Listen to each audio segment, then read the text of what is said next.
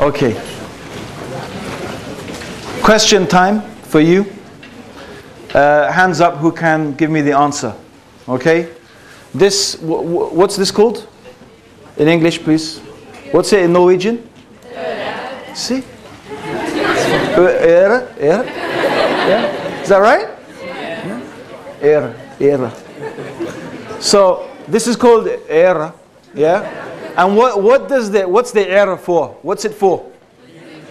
To listen, yeah, to hear and to listen. Well done. Give yourself a round of applause. Yeah. Come on. Okay, next question. This. What's that called? Nesa? I love Norwegians. Nice. Nesa? Okay. And what's the Nesa for? Huh? Actually, you know the ear, by the way, the ears, it's for hearing. What else does the ear? It's a very valuable thing.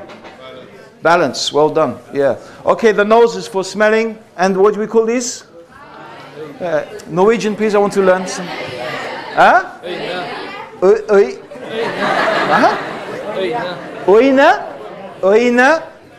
Oina. It's a bit like Arabic, it's ayn, isn't it? Oina. Okay.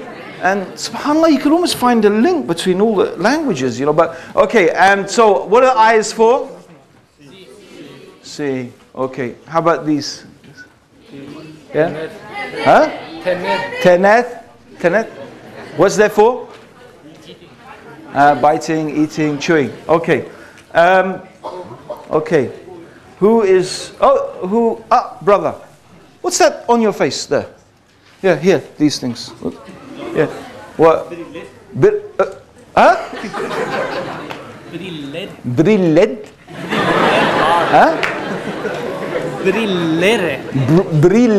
Yeah.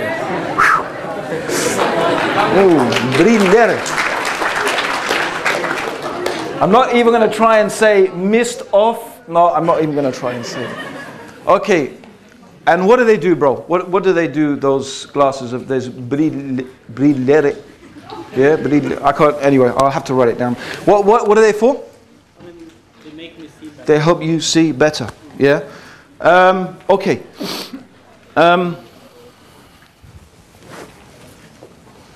Sis. Pen. Yeah? Pen? In Norwegian, please. Pen. I'm going to be fluent in Norwegian. And what does it do? What is it pen for? Yeah? Right. Okay. What's the point of all of this? Think about everything. Think about your body. Think about every single constituent part of your body.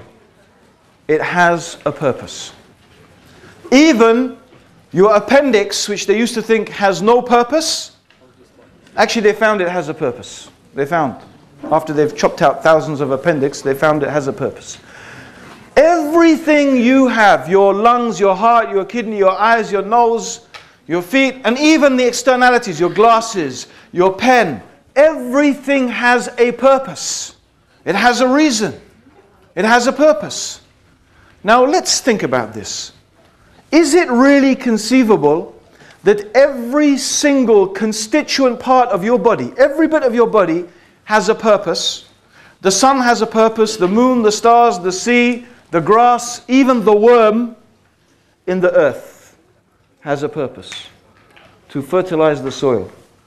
But you, the whole of you, what is your purpose? Huh? Is it possible that each thing, everything has a purpose, but the human being does not have a purpose? It's not something we can accept. It doesn't make sense.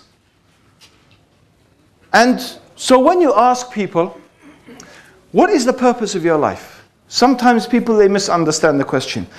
What they understand by that is, what do you want to do with your life? Yeah? So then they say, well, my purpose in life is to become a doctor or an engineer, or, my purpose in life is, my girlfriend here, And isn't that nice, And so the purpose in life is your girlfriend until she runs off with one of those guys from the Coca-Cola advert. Remember them? Yeah? And then it's like, What's it all for? Because you just realize that that can't be the purpose of life.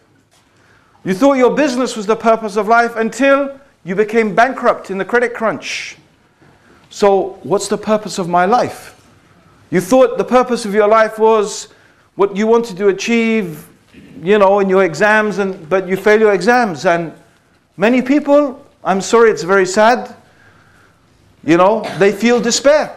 In fact, it's so bad, people kill themselves. They commit suicide. They commit suicide because they feel that everything that what they thought their life was about, it's proved to be nothing. So I'm not asking, what do you want to do with your life? I'm saying, why do human beings exist? We know why ants exist, why birds exist, why the sun exists. We know what the pen is for. The pen. We know why it exists. But the human being? What is the purpose of our existence? Now,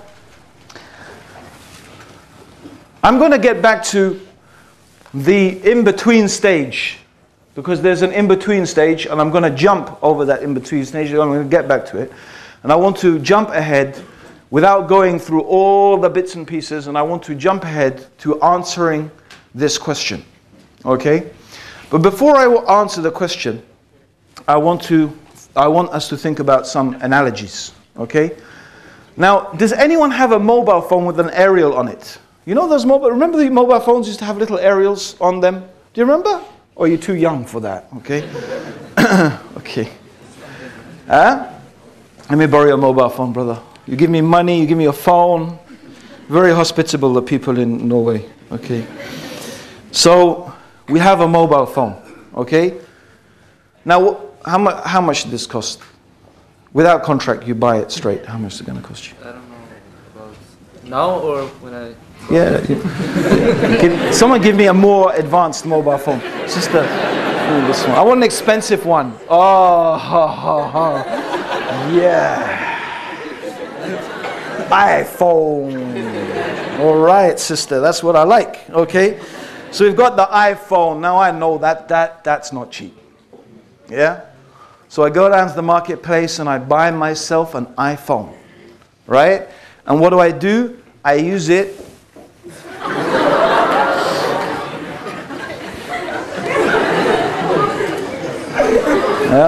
I bought myself a nice armpit scratcher. Yeah? And I used the mobile phone. I spent £600 or how many kronas? Yeah? Kronas? Yeah? How much? 6,000 kronas to scratch my arms. Right? You know, there's a reason I'm mentioning this. Jazakallah khair. Okay? Don't watch that now, you know, that's... You can eBay it. You know, Abdurrahim scratched his armpit. There's a reason why.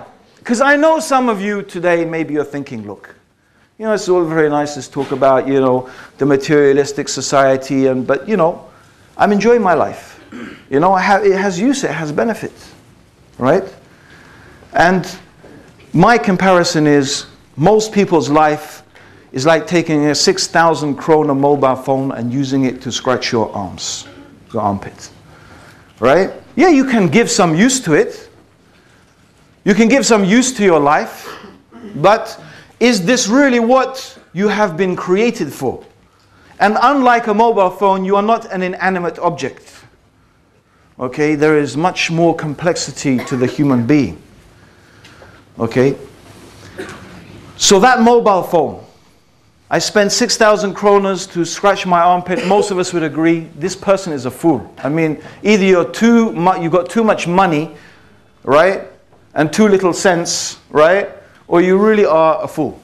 I mean, that's a waste. That's a really criminal waste. Okay.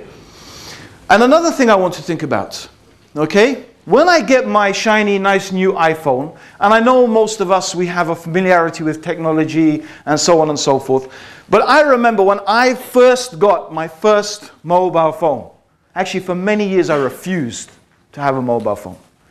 But anyway, my friend, he gave me his one, and he kept insisting, I can't contact you, and this, and eventually I gave in, and he gave me his mobile phone. Now, I had never used a mobile phone before, right? And so he gave me the phone, but there's something he didn't give me with the phone that would have been really useful. Huh? What is that? Oh, the charger. He gave me the charger. Okay. What else? Yeah, the SIM card. I had a SIM card. Okay, the instruction manual. I mean, I admit, the most basic function, I could make a phone call. But I know the phone had about 20, 30 different functions that I never, ever learned how to use. Right? Because I never had the instruction manual. I never had the instruction manual. Now that phone, I don't remember, let's say it was made by Nokia. Yeah? Now let's try, I want to get an instruction manual. And let's say I get an instruction manual by Sony Ericsson. Is that any good for me? Okay. I've got a Nokia phone. I've got a particular model of a Nokia phone. What do I want? I want the instruction manual from the manufacturer, right? I want the one who made the phone to give me the instruction manual on how to run that phone. If I want to know how to use it, what's it for, what is its features, what is its functions, I need the instruction manual from the one who made the phone. And I hope that you're getting my analogy. If you want to know what is the purpose of your life, if you want to know the reason for which you exist, if you want to know how to live your life in the best possible way, according to the reason for which you are created, okay, I don't need instructions from Freud, Lenin, Marx, Descartes, Aristotle, Plato. Believe me, they all need instruction manuals themselves. All right? I want the instruction manual from the one who made me. I want the instruction manual and I want the guidance from the one who created me and brought me into existence. Because everything else is really just guesswork. Everything else is conjecture. What they call in Arabic, dhan. Speculation, guesswork, conjecture. If I want to know what is the reason for my existence, if I want to know what is the purpose for which and by which I exist, the only one who can really inform me of that is the one who gave me existence, who created me, and who made me. Now I'm going to go back to the mobile phone. Because I tell you what, right? I could give a long, the brother who invited me, I said, you know, I'm going to change the topics a bit and mix the purpose of life with does God exist? He said, but your does God exist talk is, you know, it's 1 hour, 45 minutes. I said, you know, that's another talk. You know, this is, you know, everything we, you know, horses for courses, we say, you know, no problem. So I said, okay. This is coming to the question. I'm not going to go through all the different philosophical arguments, right, that discuss as to whether God exists or not. What I'm going to do is I'm simply going to present to you what I think is the most effective argument. Can I prove to you that there's a God? Intellectually, rationally, to be frank, I don't think I can prove it, right? But what I do believe I can do is illustrate why believing in the existence of a transcendent creator, meaning believing in the existence of a God who is different and separate and unique. So he is distinct from, or the creator is distinct from the creation, is the most rational and sensible explanation for the existence of our universe, our world, and ourselves. And to illustrate the point, I'm going to go back to the mobile phone. I'm going to go back to the mobile phone. Now, here we have a simpler mobile phone. Sorry, brother. And although I don't know the brother, I'm going to speculate now as to where he got this mobile phone from. Okay? He was walking. Now, first of all, I just want to think about something. What are the essential components of this phone? The materials it's made out of. The casing's made out of plastic. Yeah. And inside there's a little chip. Yeah. There's a little chip. Yeah. We call it, what do we call it? A silicon chip. What's silicon? Silicon is sand. Plastic comes from? Oil. Okay, name me a place where there's lots of oil and sand. Huh? Actually, Iraq is better. There's you know the oil in Iraq, they say you put in the areas where there's oil, you put a straw in the ground and oil comes out. It's the most easy oil to extract in the world. Okay? So, the brother was visiting Iraq. I'm not trying to put you in trouble, brother. Okay? And innocently, he was visiting Iraq, he was walking along, and there he found on the ground the mobile phone, a product of millions of years of chance and coincidence. You see, the oil bubbled, the sand blew, the lightning struck, the sun shone, the camel trod. And after millions of years of random events, this phone randomly formed itself by chance and coincidence into the mobile phone that we have here today. He picked it up, pressed the button, and he called his mum. Okay? Now, you know, I'm sure we all agree that that is preposterous. And in fact, you might say, what do you say? Well, how preposterous is it? Right? Is it because I said 1,000,000 years? Okay, how about 1 billion? Does it make it less preposterous if I say 1 billion years? How about 2 billion years? Well, how about, let's take what Obama's giving, 875 billion, yeah, to bail out the banks. Let's add, how about 875 billion years? Do you still think you might get a mobile phone? Maybe. Maybe someone might say, yeah, maybe, right? And this is the thing, you see. What the atheist is asking us to believe is something actually more incredible than that. More incredible. Because the most basic living cell is much more complex than this mobile phone. Yet they are still trying to make us believe, and I don't care how many billions of years you want to put it, that that is a product of merely some random events. In fact, if we look at the universe itself, if we look at the mechanisms through which and by which the universe exists and continues to exist, they are even more complicated and complex than the biological processes that exist on our Earth. I am telling you that the claim that this universe is a product of random events, it's a product of chance and coincidence, is not a rational claim at all. In fact, the most rational claim is that when we see things working according to laws, according to systems, according to patterns, when we see mechanisms, our human experience, our common sense, our common human experience tells us that if I find a mobile phone, if I find something working according to mechanisms and patterns, it could be something even more simple than a mobile phone, a pen. In fact, it could be more simple than that. I could be an archaeologist digging in the desert and I find a simple piece of pottery. And for me, that piece of pottery is conclusive proof of the civilization that brought it into existence. I don't need to see that civilization. I don't need to see them. I don't need to see those people. But the existence of that is proof of the intelligence that brought it in. In fact, I can examine it and tell you many things about that civilization just by examining one piece of pottery, which is a lot less complicated than a mobile phone.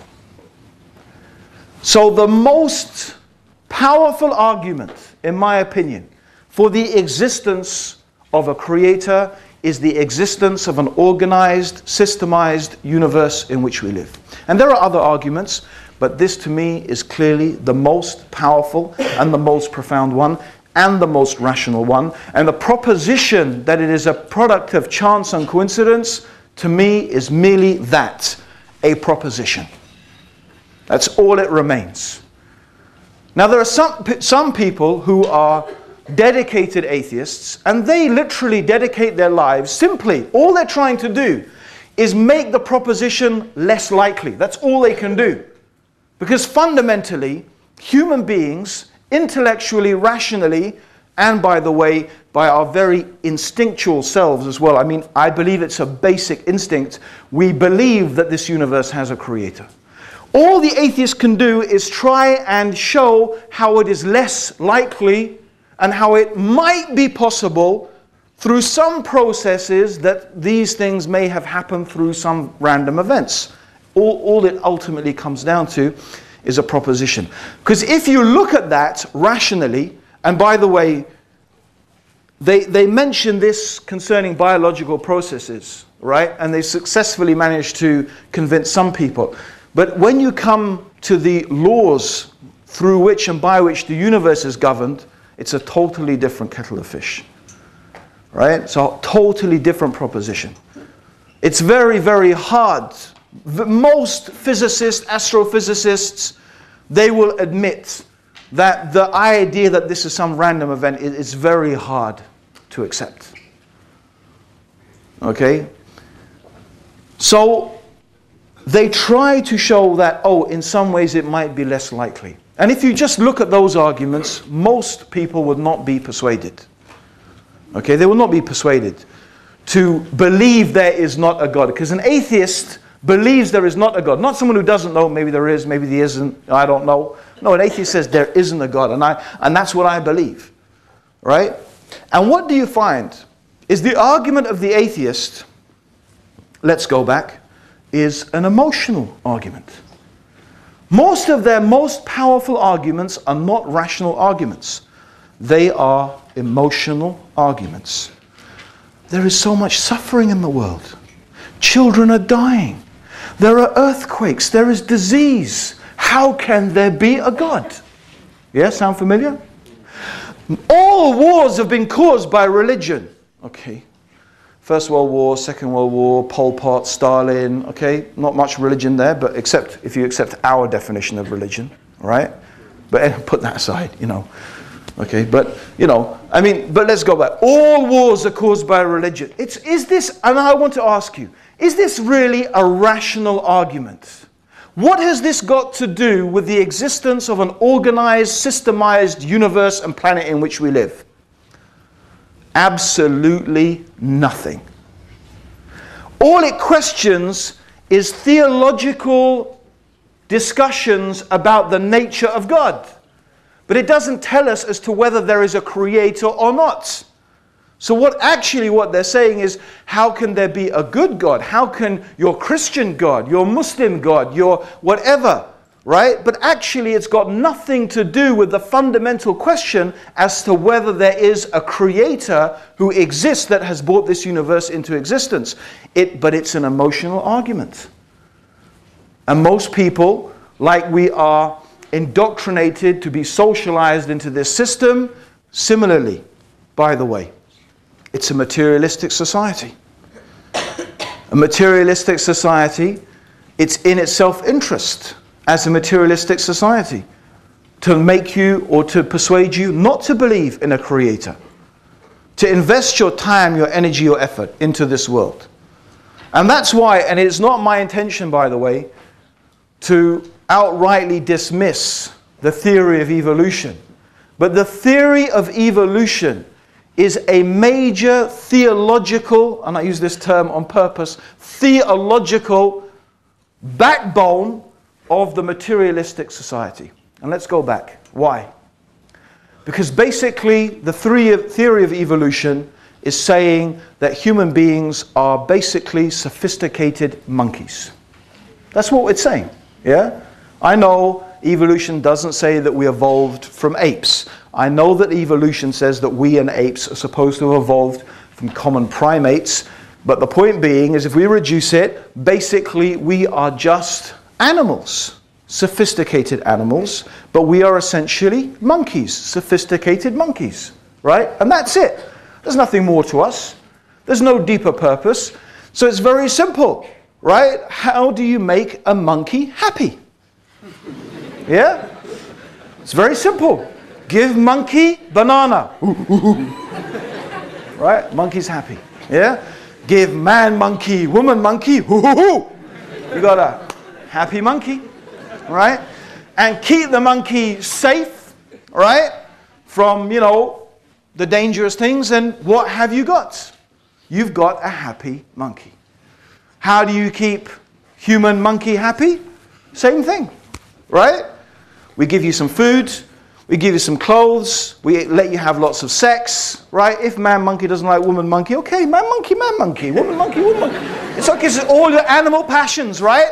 It's just your basic animal passions, right? Just do it, yeah? Just follow your desires, because that's it, all you are. What is it? You don't need to be lumbered down by these taboos, because basically you're just an animal. A slightly sophisticated one, but that's it. So that links up very nicely with the whole consumer philosophy. If you think science is merely some dispassionate examination of the facts, you need to think again.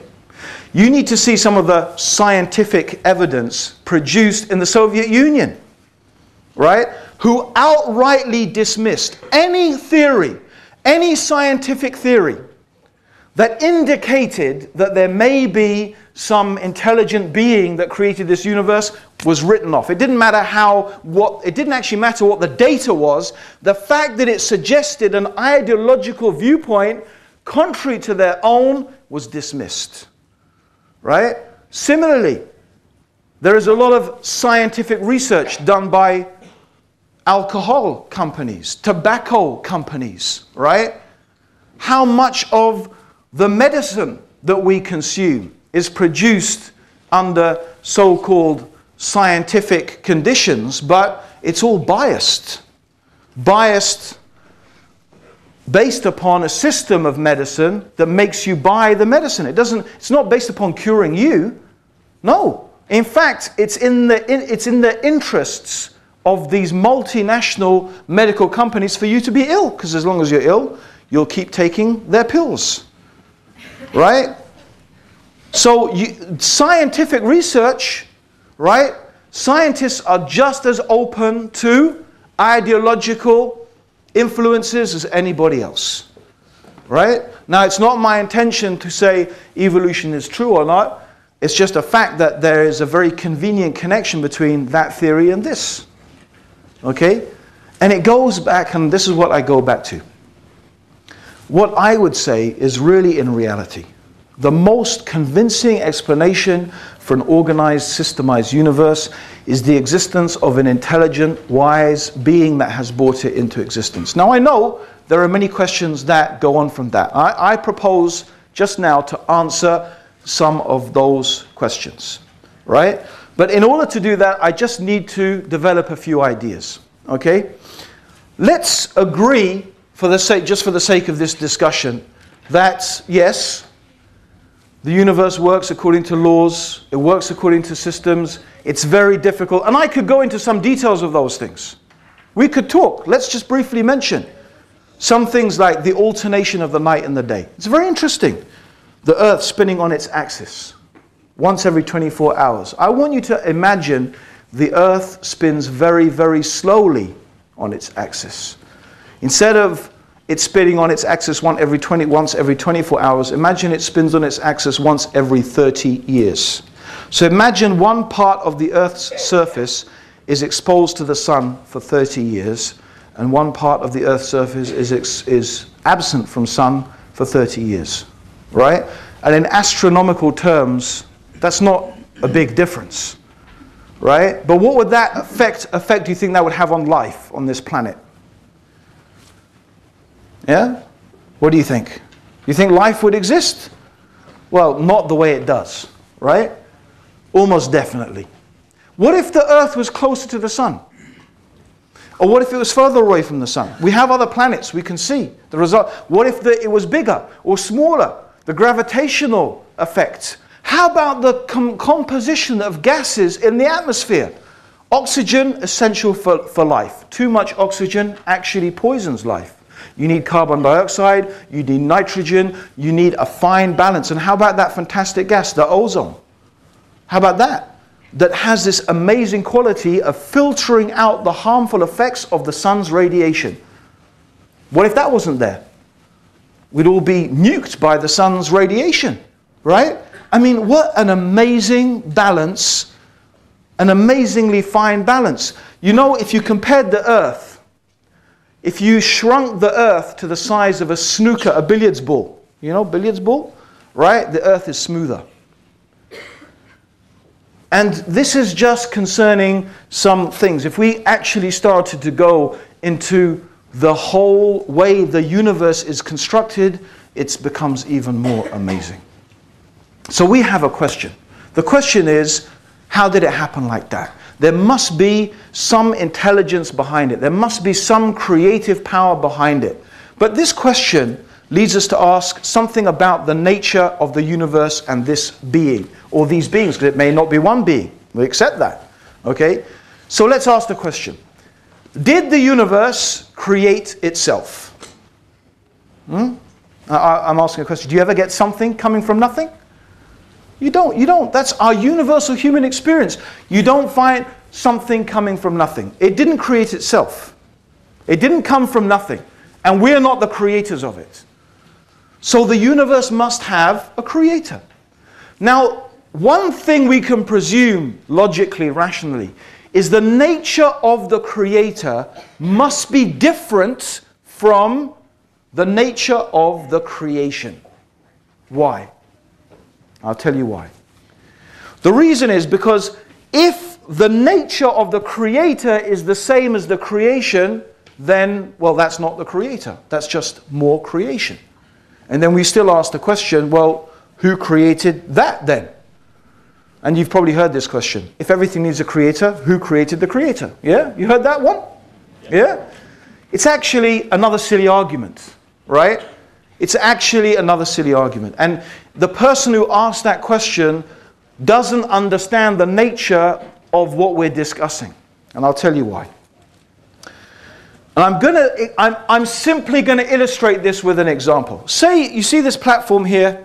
Okay, I want to lift it, right? I can't do it. Okay, need some of that Coca-Cola, right? So I can't do it. So I asked someone to help me. Can you come and help me lift the thing? He said, sure, but only on the condition that someone else comes and helps me, right?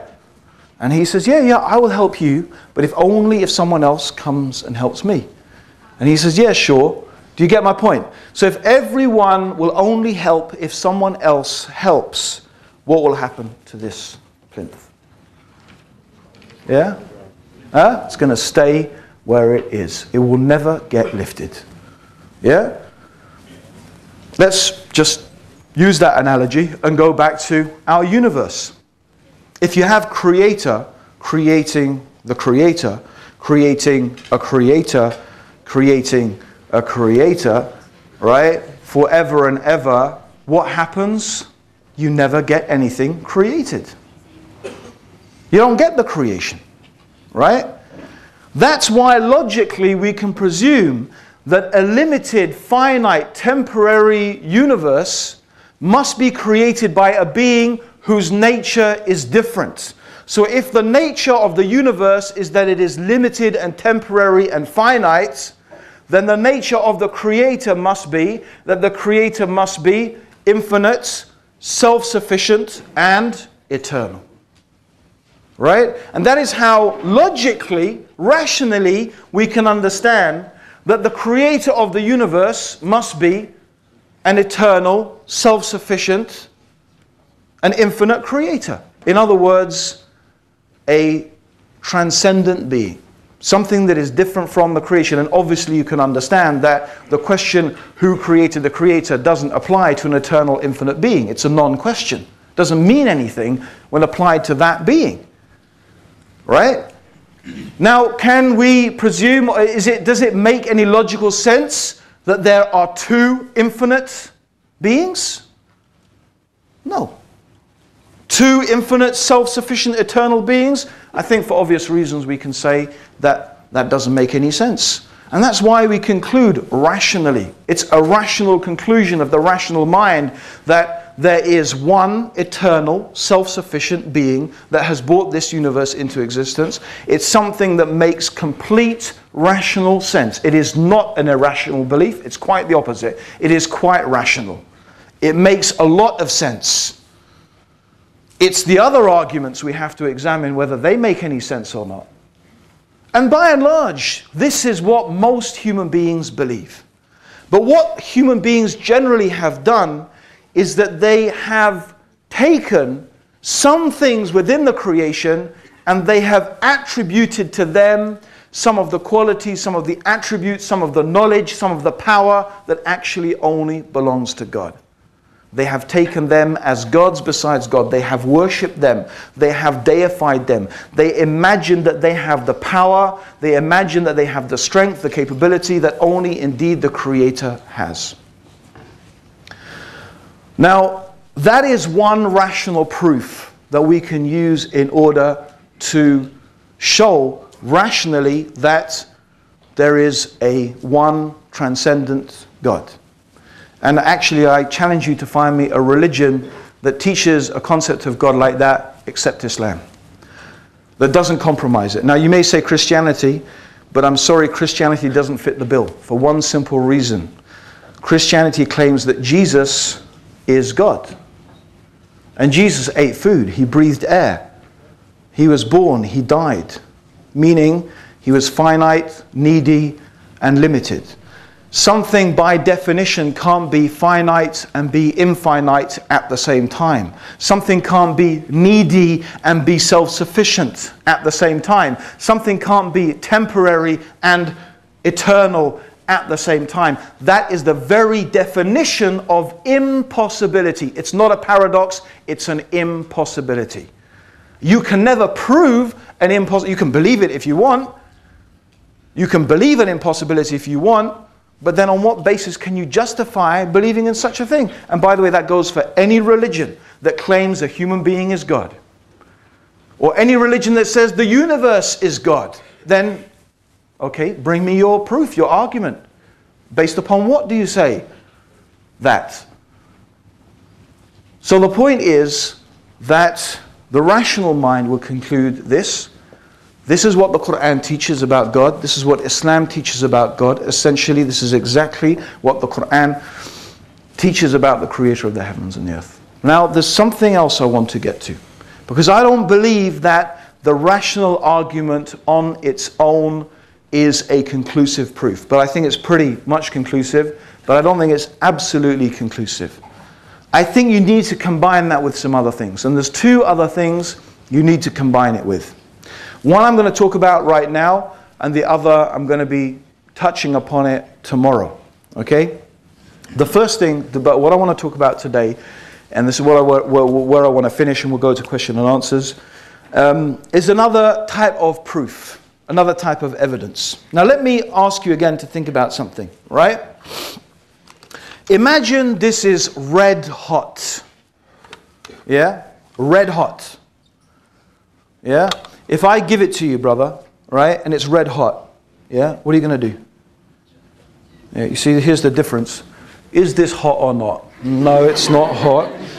He's just whatever. But if it's really red hot, what's he going to do? Yeah? Huh? He's going to drop it, right? Does he have to think about it? Do you have to think about it? It's a reflex action, right? Now, wouldn't you agree that that reflex action is still knowledge? It's still information, isn't it? It is still information, is it not? Right? But where did that information come from? You don't think about it. You didn't analyze it. You don't think, oh, I need to. It's something that happens. It's information that you are programmed with. Right? And I believe, and Muslims generally believe, that you have an inbuilt reflex response towards God, to the Creator, the one God. Just like when something's hot, you drop it and you don't think about it. There are certain incidents that will happen in your life, and what you will do, your reflex action will be to call upon God. Now when I say call upon God, it's not the name here. You may say, oh Jesus, right? But if you said, oh Jesus, or you say, oh Buddha, right? You don't actually mean Jesus or Buddha. Because believe, if Jesus was standing next to you and that thing happened, you wouldn't be turning him and say, Jesus, help me, right? You wouldn't, right? You would be calling on the same being that Jesus himself would be calling upon, right? Because it's just the name that has been programmed into your head, but it's the concept. The concept, the being that you call upon, is that being that you know has power and control over everything in this universe. You instinctively know that there is a being that has the ability to rescue you from your predicament. And the Quran gives an example. It gives the example of people on a boat. They're on the boat and the waves are coming in the sea, and the waves that you can imagine crashing over this boat. The waves are like the roof of a tent crashing down. And the people know the captain is not going to save us, right? The boat, meaning our technology, is not going to save us, right? So everything, they know their money is not going to save them. They know their Norwegian passport is not going to help them. Right? They know looking beautiful and, you know, my slim body, that's not going to help you either. Right? And your kronas, they're soaking wet, they ain't going to help you. There's no way you're going to buy yourself out of this one. You mean every single thing that you thought was going to give you what you want and what you need, now you know that it's all worth nothing. All the gods that you worshipped, all the idols in which you put your faith and your trust, whether they're idols of money, power, wealth, or whether they're idols, sticks and stones that you actually pray to, similarly. If you pray to those bits of wood and sticks and stone and you thought that this thing was going to help you, you know now, right, that the idol is going to sink along with you. It ain't going to help you. But there is something you know instinctively in yourself, a being that has power over everything in this universe, and that is the being that you call out to. That is the being. That is the creator. That is the one that you know in the depths of your own being has that power and ability, and you say, oh God, oh this being, you call upon this being to help you and to rescue you. Right? This is your instinct. It's built and hardwired into every single one of you. That is why la ikraha fid din. There's no compulsion in religion. I don't need to compel you to be Muslim. It's not even my job to guide you. I am just here to remind you of what you already know. You already know. You already know that you have a creator. You already know that there is a being that has control over you and everything in your life, and you recognize it in your life. But the question is, like so many of us, right? When God does rescue us, you know what? People ask me, have you been to, a lot of people said, have you been to Oslo before? I said, okay, I'll tell you what happened. A couple of years ago, I went to Åre. Did I say it right? Åre, the ski resort in Sweden. Yeah? I was there and we went with a group of Muslims, okay? And one girl, she fell over, knocked her head. She got flown to a hospital in Norway, and we had to drive and pick her up, and then we drove from that hospital all the way down Norway to Stockholm, and I passed Oslo on the way, so I saw some buildings. I've seen Oslo now, you know, now I can die, you know. Not quite Venice, actually, but it's nice, lovely city.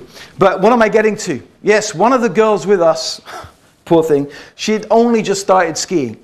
And, you know, as she's skiing along and she's doing okay, she saw these kids just like zooming over this slope, right? She said, okay, that must be easy little kids, you know, I'll just follow them, right?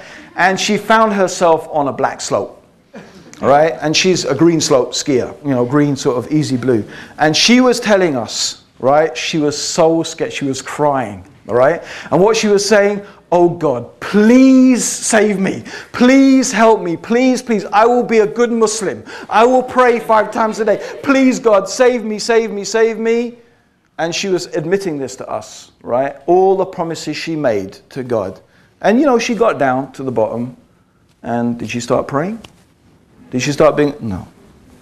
Okay, so isn't that's the human being, right? You know, God shows you his signs. He shows you. You make your promises, you make your pledges, you devote yourself to complete and utter devotion to God, but then God saves you, and what you go back to, all the things that you used to worship before. Now that's what most people do, right? But the reality is that is a proof against you, what happened to you. So there are many different levels of proof that we can offer, okay? And the final one that I want to offer is to do with experience. Right? But that's not what I'm going to talk about today. I'm going to be talking about that a bit tomorrow, inshallah, on my lecture about how I became Muslim on my journey to Islam. Everybody, I hope that we've all learned something today. I've learned some Norwegian. It's fantastic. And I hope you've learned some things as well. It's been a real pleasure. You've been fantastic. Thank you very much. Assalamu alaikum. Jazakallah khair.